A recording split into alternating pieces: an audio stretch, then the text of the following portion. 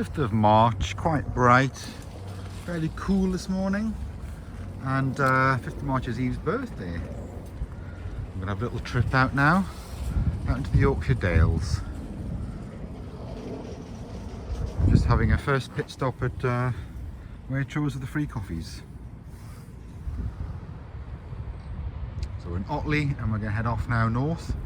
So we're just heading north, and you can see the radar station over that way. Just come basically north from Otley, and then we're going to join A59 and head west across towards sort of Skipton and Grassington way. So it's about 10 to 9 on the 5th of March, and the A59 runs along here where they've been rebuilding it for landslides and everything. It goes along there. I thought we were going to go that way, but the sat-nav just took us straight north. So we're going to head north and then kind of up in that direction. So we haven't gone up the A59. Yeah, so there we go. There's like a farmhouse in there, a farm shop thing up there, which is getting more and more run down every time we go. Just there, you can see the building just there. Quite cold wind. A little bit of sun trying to get through. So we've come over the top of the past hill there now into Nidderdale, and there's a lot of quarrying and then in caves and everything in this area. So to the right, where there's like a tower, behind there is the Coldstone Cut, like a big quarry, massive quarry. But you can see just straight ahead where there's an old historic, like a small quarry for the stone just there in the hillside. But we're quite close here to like Paisley Bridge. But we're not going to go in that direction. We're going to sort of turn off left here at the end of this road rather than go down the hill to Paisley Bridge. But there are the kind of limestone caves here. What's the name of the place again? Malin. No. The underground caves. The Stump Cross Caverns and things are just here as well, yeah. So you can see the sign for the Coldstones Cut, which is like a sort of art feature they've made. And then Stump Cross Caverns, look there, says to the left. We're going to go kind of head past that way. That's quite a church.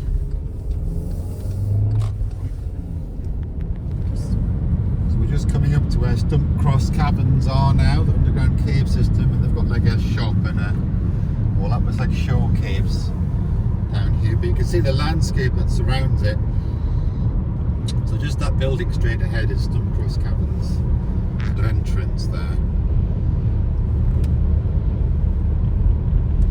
And there's various cloud heights as well, kind of lower clouds and higher clouds. So we're just entering the Yorkshire Dales National Park now. We won't go into these caves or anything, just drive past it. You can see this building here. You can buy crystals and all that there, and then go down into the caves. Stump Cross Caverns.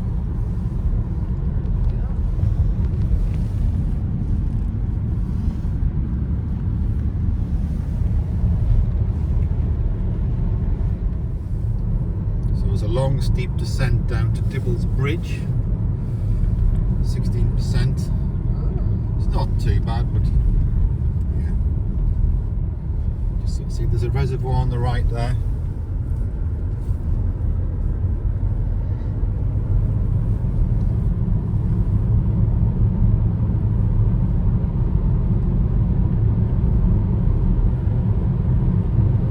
Dibble's Bridge.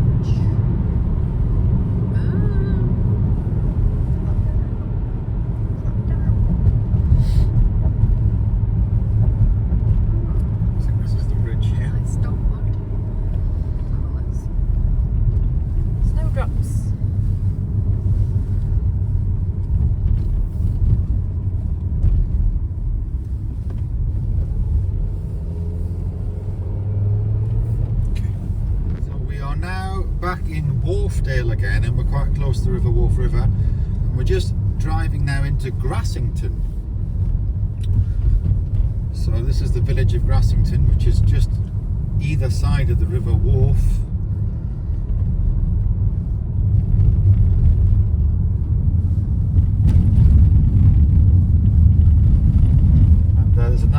our visitor centre just here.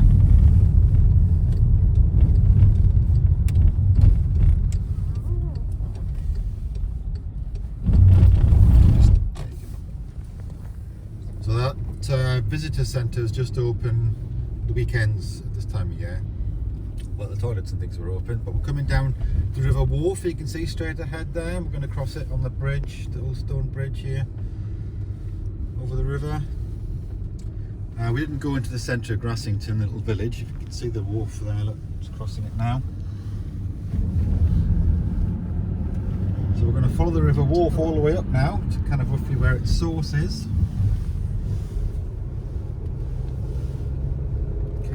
Short distance from Grassington, we're coming up to Kilnsley Crag. And it's basically famous for climbers because it's like overhangs and things like that. Very, very challenging. And it's just right next to the road, so it's easy to get to. So I'll just watch this chicken here. Mr. Chicken. Yeah. So yeah. So straight ahead, you've got the crag. We'll see if there's any climbers. You can see the overhang bit where it like kind of comes up and then loops over. So we'll see if there's any climbers today. It's obviously like a weekday in March, so there might not be people out and about. This seems very quiet today. I don't see any climbers, but often they're up there with ropes and all that, trying to get up there. Overhang. Notice. Trying different bits of it. So the floodplain in the River Wharf comes right up to the bottom of this crag, and suddenly that shoots up steeply from there. So we're heading now towards places like Kettlewell, and Starburton and Buckton, and then we're going to head further up sort of in a north-westerly direction, just following the river up towards Hobberholm, and then up to the kind of source area, outer shore. Just entering the little village of Kettlewell, which is again on the River Wharf itself. And, there's only a few little houses here, really, like a pub and a garage. It's kind of all there is. Just it's a little hamlet, really. There's not much at all. Just like a little bend over this bridge here.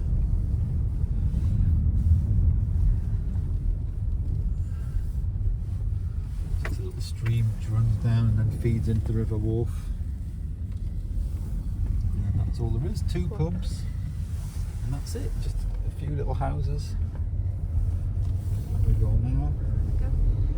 Next to all the dry stone walls you can see down there. Hillside there, famous for dry stone walls in this area. And the flow in the river is quite low today. So now we're in the kind of old glacial valley basically, so you've got the sort of fairly steep sided U-shaped valley. The glacier would have run along here. Not that long ago, really. Just go 12,000 years ago, 15,000 years ago. Glaciers running down here, shaping out the V or the U shape. The famous Buck Inn in Buckton, pub and food and everything there. So it's just another little hamlet, Buckton, but fantastic setting in Wharfdale. You can see here. There's various routes. You can go down to the left, down there, down to the river, and walk under the bridge, and there's sort of gravel beds and all that down there. You can walk up here, up the hillside, and there's a little car park here, part of the National Park car park, and you can go even up this stream here called Buckton Beck, where there's lovely waterfalls and things like that just up there as well. So people go walking, mainly they go walking straight where this gate is, and they go up to the top of Buckton Pike. So it's the kind of tall hilltop, which you can't really see the top of from here. But there's a secret route you can get to it as well, which is more direct, which is straight up that valley up there that you can see. And that follows the stream called Buckton Beck, all the way up there. So yeah. Fabulous.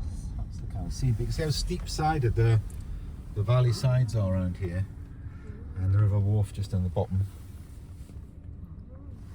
So people come park here and they go walking.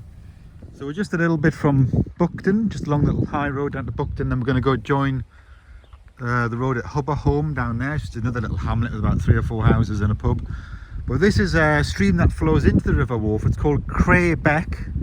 So this is the Craybeck Bridge, and like 25. In half a mile, turn right. About 25 years ago, installing water level recorders on this bridge, just on the side of the bridge here,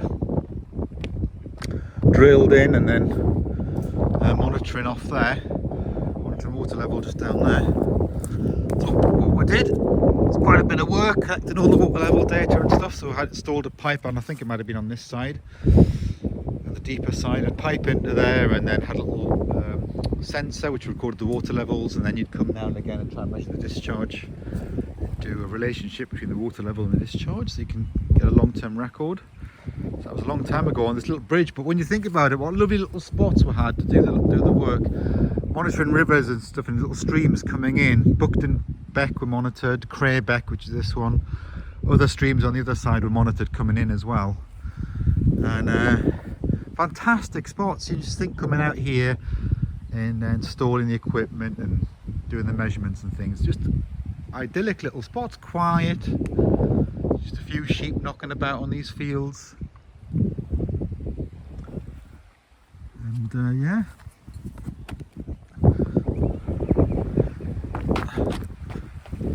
Wharfdale National Trust land, footpath up to Cray, so there's Craybeck going up that way.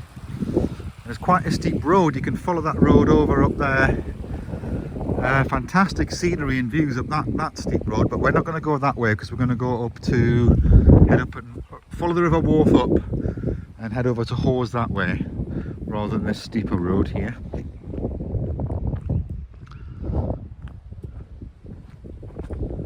So this is Hubberholme. There's really just like a house, a pub there, a church and some barns. That's all there is here, and then you've got the bridge, and this is the river wharf. So it's getting smaller and smaller as we're going up the catchment. There's a little gravel bed thing here, and then you've got these feeder streams that come in as well, very kind of steep, very steep, that stream up there. It heads up that hillside up there, very steep and very gravelly. Did look up there once to see if it was good for monitoring, but I mean it was pretty bad. Yeah.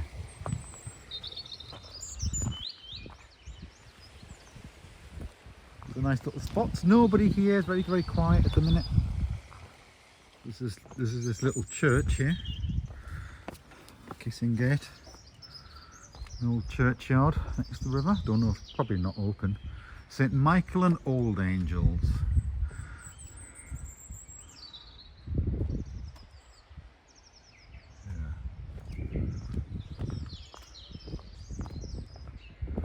Just a little thing, isn't it? But it looks very old.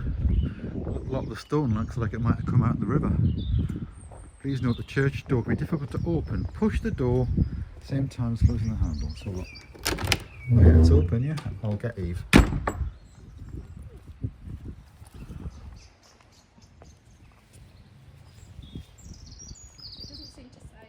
Oh, the light just automatically came on as it opened it there.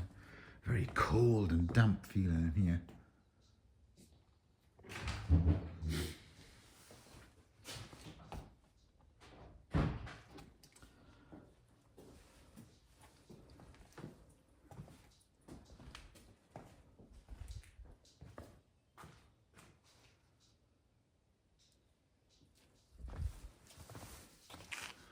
I had 3 visitors yesterday, look. Surrey, Dorset and Bingley from yesterday.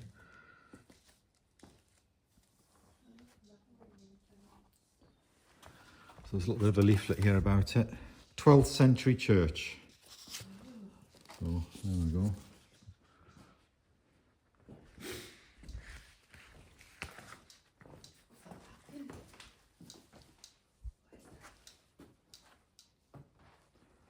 Just a little sense, I think, for the lights came on when I opened the door.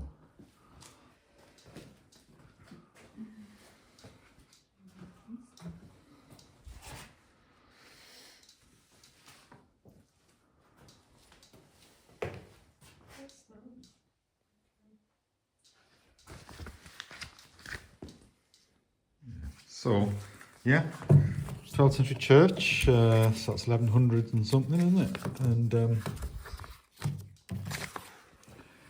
situated on the site of an Anglo-Norse burial ground. It was actually originally dedicated to St. Oswald of Northumbria. Yeah.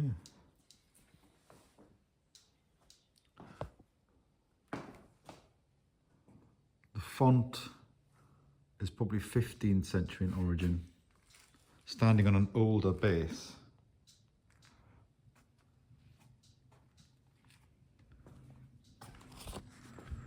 Yeah, it's cold in here and damp and musty smell.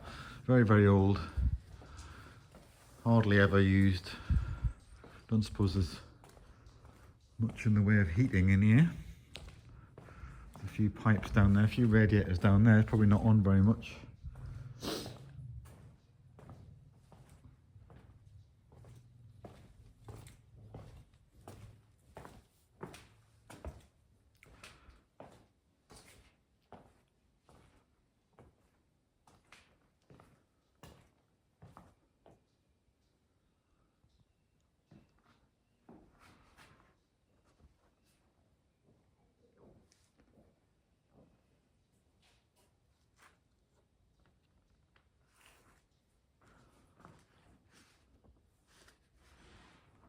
Go. Old chairs, aren't they? Yeah. Candelabras here were the only form of lighting until 1955, when they added the electric lights. Little lady chapel next to the main altar here.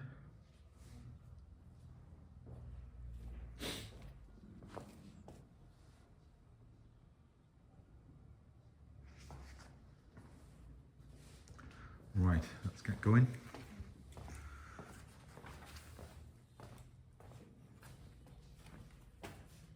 Popular with visitors of all ages is the Hunt the Mice. The pews were carved by Robert Thompson, the Mouseman of Kilburn. Several of his trademark mice can be found carved into the pews.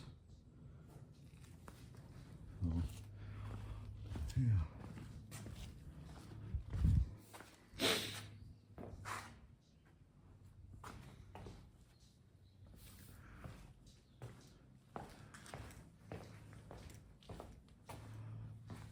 And this bell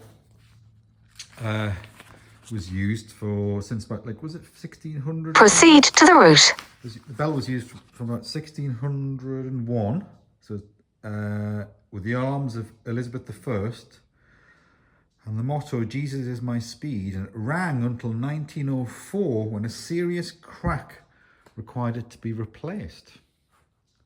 So yeah, so that's a 400-year-old bell. So there we go, just coming out the church, quite interesting. Never been in that before. So yes, Hubber Home. This is just a little tiny hamlet on the river. The road just skirts along next to the river wharf here, along this bit where, very quiet bit, often the water just, some of the water disappears into little limestone sinkholes and things, and then reappears up, so there can be stretches of the river which seem dry and then go a little bit further along, and then the water appears again.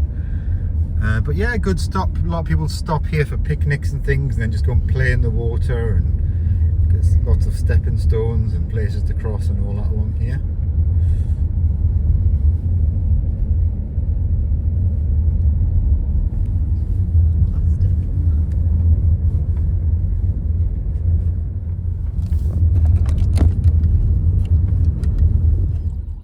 So we are just on the road, little road, which goes up from the River Wharf catchment and then goes over the top in and then down into Wensleydale basically. So you can see some of the peat here on the top, and then behind here is what's called Fleet Moss, which is a big eroded peatland which they've been trying to restore.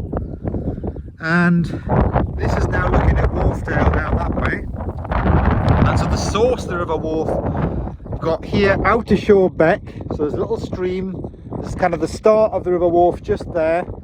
But then on the other side of that hill, there's an afforested catchment. They have been deforesting it and replanting again in patches. And that's called Greenfield Beck, so that runs in there.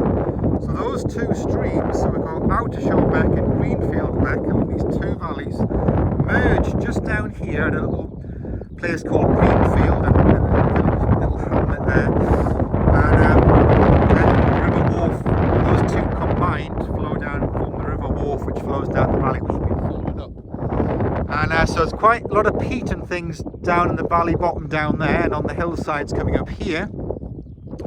And there's two farms, Nethergill Farm and Swarthgill Farm, who kind of manage the land there. And then further up the top, there's also Cam Farm on that top bit of land, which kind of comes down there. So there's three farms own that area there. And where you can see the forest, that actually flows in the opposite direction down to the River Ribble and out towards the west. So here, the water flows east and out, basically it goes out to the Humber estuary eventually, whereas that little divide there, once you go over that way, flows out west into the Irish Sea eventually.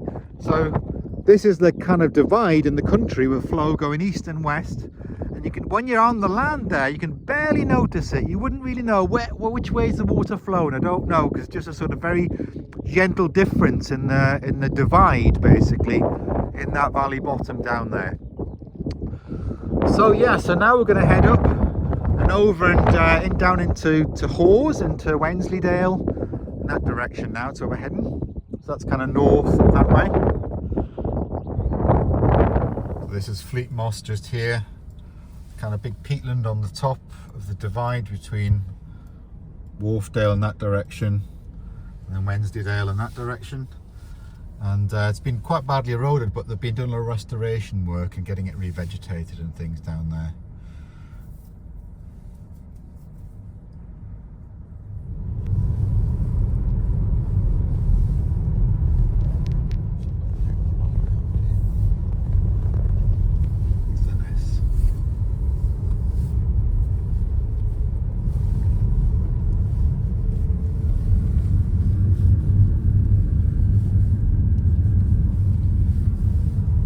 To the steep bit now, 20% gradient on the hill coming down here, which then takes us down into Hawes,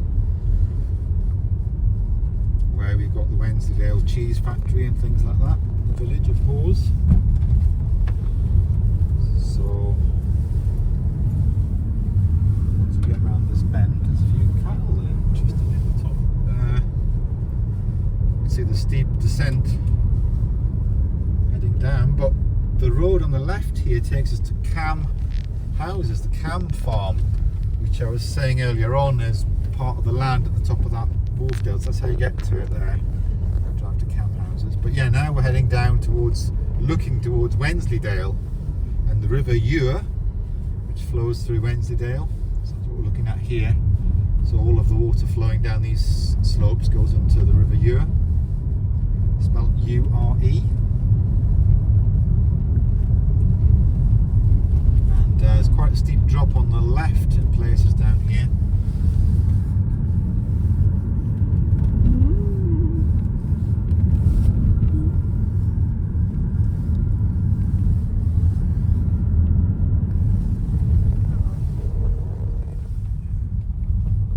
Pretty steep here. Once came here in thick fog and you couldn't see anything, and of course it's quite dangerous because if you go off the side then you've had it. Got a reinforced sort of cable system to try and protect cars from coming off.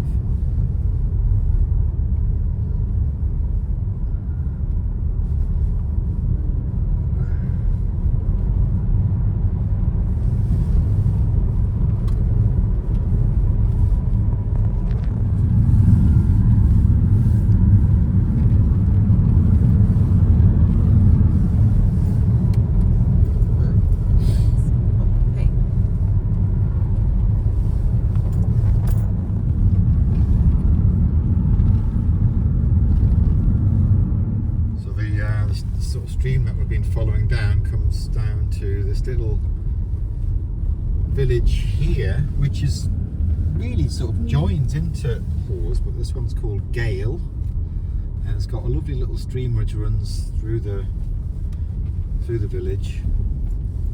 You can see it. Here's the ford there. You could drive across if you want to. There. And there's a vintage car. Look at that vintage car. Wagon. And then you've got a bit of a wall here. It must be to stop the flooding on the houses when it overtops a bit. Garden, yeah. Riverside Gardens. And little arch bridge. Rocky bed part of the stream there, which we're going to cross. So then it says half a mile down to Hawes, H-A-W-E-S, Hawes. But some of the water runs from there down a little route into an old mill.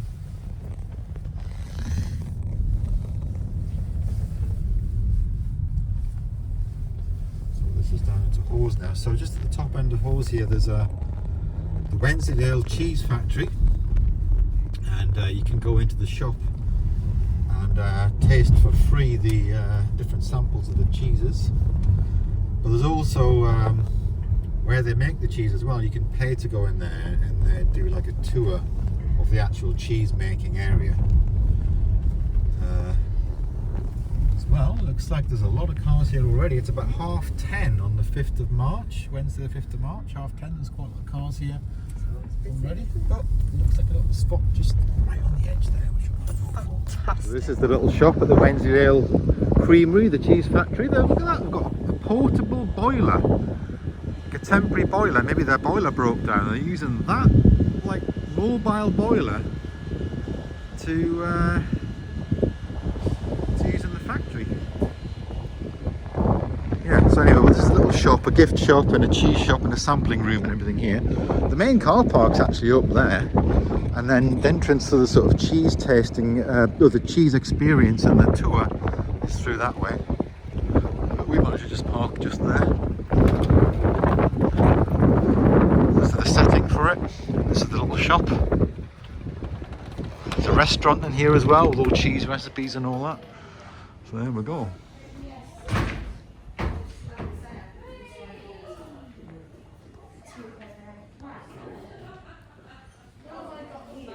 That's one of the restaurants. There's a restaurant, a cafe, and a shop.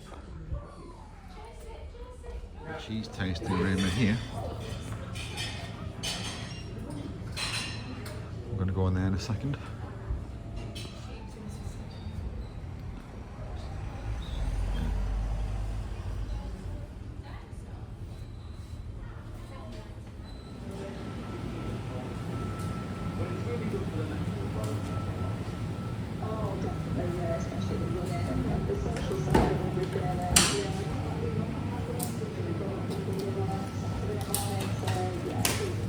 Next to the tasting room there's a cafe, and then there's a shop, and then there's a little restaurant as well as a cafe.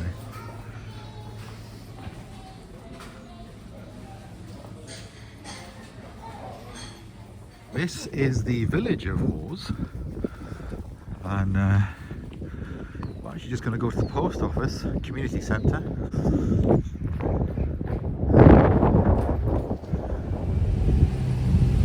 Whites of Wensleydale, there's pharmacy, Stacey Moore Art Gallery there, grocery store, Elijah Allen and Son, looks old doesn't it, Cunningham's clothes shop, little cafe. So this looks like it, this is the community centre with the building society in it and everything, look. And oh yeah, here, community office, post office, pet and wildlife supplies.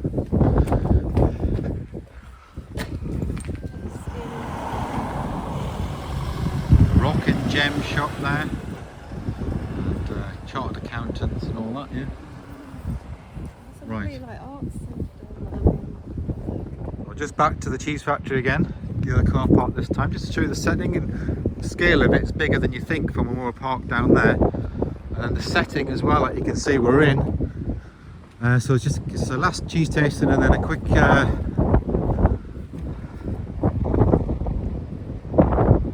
use the facilities before we head off. And we're going to head further north again over what's called Buttertubs Pass. But the road from Hawes over that way is actually closed. There's a big roadworks thing going on, and the road's closed. So I have to do a little bit of a detour around the back to get there. So I'm not quite sure the route now to see how we get there.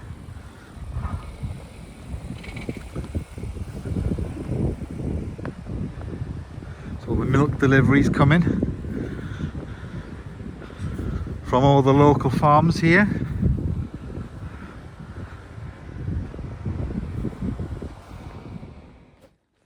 So just ending this video here, otherwise it will be too long.